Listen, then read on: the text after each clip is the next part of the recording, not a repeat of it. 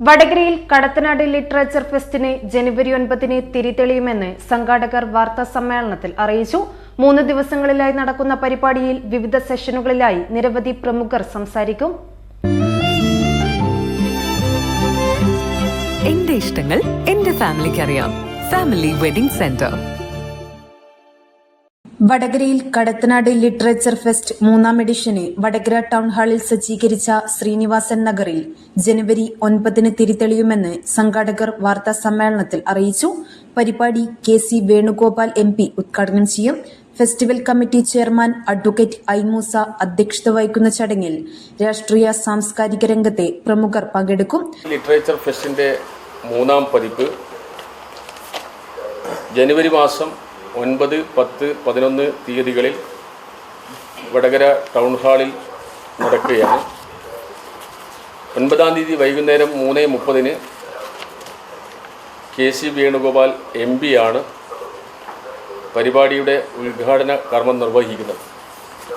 തുടർന്ന് 2 ദിവസങ്ങളിലായി 60 സെഷനുകളിൽ വിവിധ വിഷയങ്ങളെ പറ്റിയുള്ള സംവാദങ്ങളും സംഭാഷണങ്ങളും അതുപോലെ കലാപരിപാടികളൊക്കെ നടക്കുകയാണ്. തുടർന്ന് 3 ദിവസങ്ങളിലായി നടക്കുന്ന പരിപാടിയിൽ 52 സെഷനുകളിലായി സജിത് ഏവരോത്ത്, സക്കറിയ, സുനിൽ P ഇളയിടം, ലക്ഷ്മൺ ഹെക്വാദ്, ഡോക്ടർ സ്മിത മേനോൻ തുടങ്ങി നിരവധി പേർ വിവിധ വിഷയങ്ങളെ അധികരിച്ച് സംസാരിക്കും. പ്രശസ്ത നർത്തകി രാജശ്രീ വാര്യരുടെ നൃത്ത പരിപാടിയും പ്രസിദ്ധ കഥാകൃത്ത് T പത്മനാഭന്റെ കഥയെ ആസ്പദമാക്കിയുള്ള പ്രകാശം പരത്തുന്ന പെൺകുട്ടി, അന്തരിച്ച പ്രശസ്ത നടൻ തിലകൻ അവതരിപ്പിച്ച ശബ്ദനാടകമായ ഒറ്റ എന്നീ നാടകവും അരങ്ങേറും. പല ആധുനികങ്ങളായ വിഷയങ്ങളും ഇതിൽ ഉൾപ്പെടുത്തിയിട്ടുണ്ട്. ജൻസിയും അതുപോലെ PMശ്രീയും ഒക്കെ ഇവിടെ ചർച്ച ചെയ്യപ്പെടുന്നു.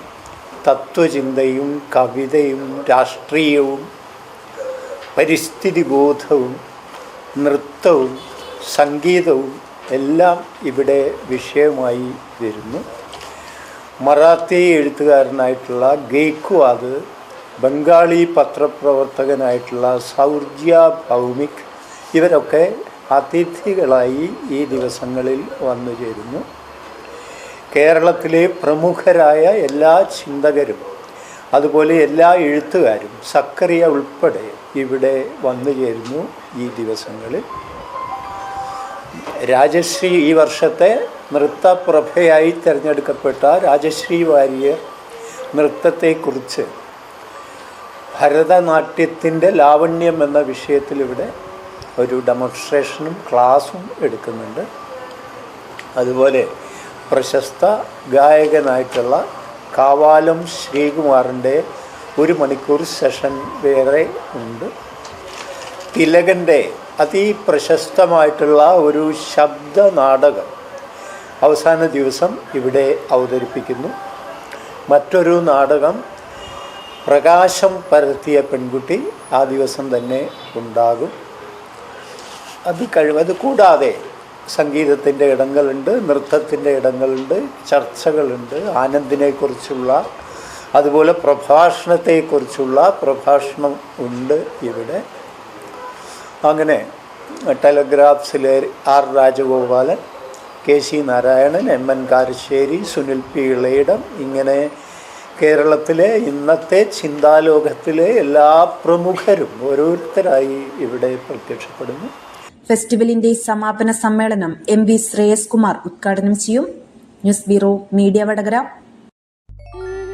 അല്ല, ഇന്ന് നല്ല സന്തോഷത്തിലാണല്ലോ. അതെ, സന്തോഷത്തിലാണ്.